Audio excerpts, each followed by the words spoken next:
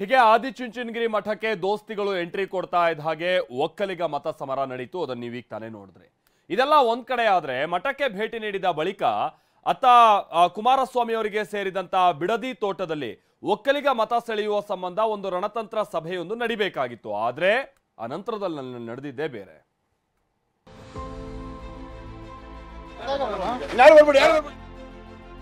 ನಮ್ಮ ಹುಡುಗರುಗಳ ಊಟಕ್ಕೆ ಅದಕ್ಕೆ ಕಂಪ್ಲೇಂಟ್ ಫೈಲ್ ಮಾಡಿಸ್ಬಿಟ್ರು.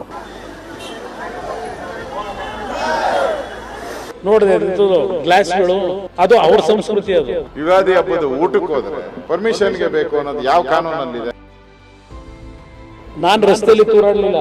ನಾನು ಕೂಡ ತೂರಾಡಿದ. ಬಿಡದಿ ತೋಟದಲ್ಲಿ ರೆಡಿಯಾಗಿತ್ತು ಬಾಡೂಟ ಪಾಲಿಟಿಕ್ಸ್. ದೋಸ್ತಿಗಳು ಸಭೆ ಸೇರುವಷ್ಟರಲ್ಲಿ ಚುನಾವಣಾಧಿಕಾರಿಗಳ ರೇಡ್. ರಾಮನಗರ ಜಿಲ್ಲೆ ಬಿಡದಿ ಬಳಿಯ ಕೇತಗಾನಹಳ್ಳಿ ಬಳಿ ಇರೋ ಎಚ್ಡಿಕೆಗೆ ಸೇರಿದ ಈ ತೋಟದಲ್ಲಿ ಬಾಡೂಟ ರೆಡಿಯಾಗಿತ್ತು. ಇಲ್ಲಿ ಬಾಡೂಟದ ಜೊತೆಗೆ ಒಕ್ಕಲಿಗ ಮತ ಶಿಕಾರಿ ಕುರಿತಂತೆ ದೋಸ್ತಿಗಳ ಸಭೆ ನಡೀಬೇಕಿತ್ತು. ಹಳೆ ಮೈಸೂರಿನಲ್ಲಿ ಒಕ್ಕಲಿಗ ಮತ, ಬೆಂಗಳೂರು ಗ್ರಾಮಾಂತರ ಕ್ಷೇತ್ರದಲ್ಲಿ ಡಿಕೆ ಬ್ರದರ್ಸ್ ಕಟ್ಟಿ ಹಾಕುವ ಕುರಿತು ಚರ್ಚೆ ಆಗಬೇಕಿತ್ತು. ಆದ್ರೆ ದೋಸ್ತಿ ನಾಯಕರು ಇಲ್ಲಿಗೆ ಬರುವಷ್ಟರಲ್ಲೇ ಚುನಾವಣಾಧಿಕಾರಿಗಳು ದಾಳಿ ಮಾಡಿದ್ರು.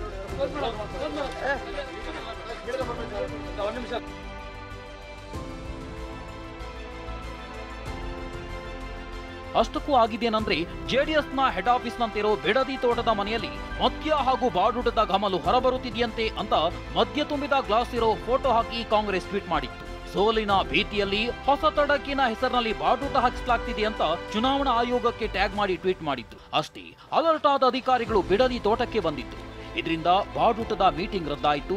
ಈ ಬೆಳವಣಿಗೆಗಳ ಬಗ್ಗೆ ಪ್ರತಿಕ್ರಿಯಿಸಿದ ಡಿಕೆ, ನಮ್ಮ ಹುಡುಗರು 500 ಜನಕ್ಕೆ ಊಟ ರೆಡಿ ಮಾಡಿಸಿದ್ದಕ್ಕೆ ದೂರು ಕೊಟ್ಬಿಟ್ರು. ಈಗ ಬಾಡೂಟ ರೆಡಿ ಮಾಡಿದ್ದಾರೆ ಅಂತ ಗುಡುಗಿದ್ರು. ನಮ್ಮ ಹುಡುಗರುಗಳ ಊಟಕ್ಕೆ ಅದೇನೋ ಒಂದು ಊಟ ಕೊಟ್ಟರು, ಇನ್ನು 500 ಜನಕ್ಕೆ ಪರ್ಮಿಷನ್ ತಗೊಂಡಿರುತ್ತೆ, ಅದಕ್ಕೆ ಕಂಪ್ಲೇಂಟ್ ಫೈಲ್ ಮಾಡಿಸ್ಬಿಟ್ರು. ಈಗ ಅವ್ರು ಊಟ ಕೊಡೋದಕ್ಕೆ ನನಗೆ ಬಂದು ನೀವು ಯಾರೋ ಟಿವಿಯಲ್ಲಿ ಕೇಳ್ತಾ ಇದ್ದೀರಾ, ಏನವ್ರೇನೋ ಬಾಡೂಟ ಅನ್ನಾರ ಮಾಡ್ಕೊಳ್ಳಿ, ಯಾವ ಊಟ ಹಾಕೊಳ್ಳಿ, ನಾನು ಹಾಕೊಳ್ಳಿ. ಬಾಡೂಟ ಮೀಟಿಂಗ್ ಕ್ಯಾನ್ಸಲ್ ಆಗಿದ್ದಕ್ಕೆ ಕೆರಳಿದ ಎಚ್ಡಿಕೆ ಮತ್ತು ಅಶೋಕ್ ಕಾಂಗ್ರೆಸ್ ವಿರುದ್ಧ ಬೆಂಕಿ ಉಗುಳಿದ್ರು. ಕಾಂಗ್ರೆಸ್ ಟ್ವೀಟ್ ವಿರುದ್ಧ ವಾಗ್ದಾಳಿ ನಡೆಸಿದ್ರು. ನೋಡಿದೆ ಗ್ಲಾಸ್ಗಳು ಇದೆಲ್ಲ ಏನಲ್ಲಿ ಇದೆಯಾ, ಹೋಗಿದ್ದಲ್ಲ ನೀವೆಲ್ಲ ಹೋಗಿದ್ರಲ್ಲ, ಇದೆಯಾ ಅಲ್ಲಿ ಗ್ಲಾಸ್ ಜೋಡಿಸಿಟ್ಟಿದ್ರಾ? ಎಲ್ಲ ನೀವು ಟಿವಿಯವರೆಲ್ಲ OB ವ್ಯಾನೆಲ್ಲ ತಗೊಂಡು ಹೋಗಿದಿರಲ್ಲ, ಅಲ್ಲಿ ಎಲ್ಲ ಏನಾದ್ರು ಗ್ಲಾಸ್ ಇಟ್ಟಿರೋದು ನೋಡಿದ್ರ? ಅಲ್ಲಿ ಅದು ಅವ್ರ ಸಂಸ್ಕೃತಿ. ಅದು ಅಲ್ಲಿ ಚುನಾವಣಾ ಪ್ರಚಾರಕ್ಕೆ ಹೋದ್ರೆ ಅವರು ಪರ್ಮಿಷನ್ ತಗೋಬೇಕು ಅಂತ. ಮನೆಯಲ್ಲಿ ಯುಗಾದಿ ಹಬ್ಬದ ಊಟಕ್ಕೆ ಹೋದ್ರೆ ಪರ್ಮಿಷನ್ಗೆ ಬೇಕು ಅನ್ನೋದು ಯಾವ ಕಾನೂನಲ್ಲಿದೆ? ಯಾವ ಕಾನೂನಲ್ಲಿದೆ ಅಂದ್ರೆ ಅವ್ರಿಗೆ ಈ ಮೀಟಿಂಗ್ ಐತಲ್ಲ, ಇದು ಅವ್ರ ತಲೆ ಕೆಟ್ಟೋಗ್ಬಿಟ್ಟಿದೆ. ಇಷ್ಟೇ ಅಲ್ಲ, ಬಿಡದಿ ತೋಟದಲ್ಲಿ ಮದ್ಯ ಮಾಂಸದ ಕಮಲು ಬರ್ತಿದೆ ಎಂಬ ಟ್ವೀಟ್ಗೆ ಗರಂ ಆದ ಎಚ್ಡಿಕೆ, ಮೇಕೆದಾಟು ಪಾದಯಾತ್ರೆ ವೇಳೆ ರಸ್ತೆಯಲ್ಲಿ ತೂರಾಡಿದ್ದು ಯಾರಪ್ಪ ಅಂತ ಹಳೆಯದನ್ನ ನೆನಪಿಸಿ ಪ್ರಶ್ನಿಸಿದ್ರು. ಇದಕ್ಕೆ ಟಾಂಗ್ ಕೊಟ್ಟ ಡಿಕೆ, ನಾನೇನು ಕುಡಿದು ತೂರಾಡಿದ್ನಾ ಅಂದ್ರು. ನನ್ನ ತೋಟದಲ್ಲಿ ನಾನು ಹೆಡ್ ಆಫೀಸ್ ಮಾಡ್ಕೊಂಡ್ರೆ ಇವ್ರಿಗೇನು ಕಷ್ಟ? ಆಮೇಲೆ ಅದೇಂಥದ್ದು ಟ್ವೀಟ್ ಮಾಡೋರಲ್ಲ, ನಾನು ರಸ್ತೆಯಲ್ಲಿ ತೂರಾಡಲಿಲ್ಲ, ಮೇಕೆದಾಟು ಹೆಸರಿನಲ್ಲಿ ನೀವೇ ತೋರಿಸ್ತಾ ಇದ್ರಲ್ಲ, ಪಾದಯಾತ್ರೆ ಮಾಡಬೇಕಾದ್ರೆ ರಾತ್ರಿ ನಾನು ತೂರಾಡಿದ್ದು ಯಾರಪ್ಪ? ನೀವೇ ತೋರಿಸ್ತಾ ಇರ್ತಿರಲ್ಲ. ಮಧ್ಯಾಹ್ನದಷ್ಟೊತ್ತಿನಲ್ಲಿ ಯಾವನಾದ್ರೂ ಆ ಕಾರ್ಯಕ್ರಮ ಮಾಡ್ತಾರ ತೂರಾಡಕ್ಕೆ? ಅಲ್ಲಪ್ಪ, ನಾನು ಕೂಡ ತೂರಾಡಿದ್ನ. ನಾನು ಮೇಕೆದಾಟು ಪಾದಯಾತ್ರೆ ಮಾಡಿದ್ದೀನಿ, ಸುಸ್ತಾಗಿದ್ದೀನಿ, ನಡೆದಿದ್ದೀನಿ. ಇದನ್ನ ಅಲ್ಲಿ ಘಾಟ್ ಸೆಕ್ಷನ್ ಇದೆಯಲ್ಲ, ಅದು ನಡೆದಿದ್ರೆ ಕುಮಾರಸ್ವಾಮಿಗೆ ಗೊತ್ತಿತ್ತು.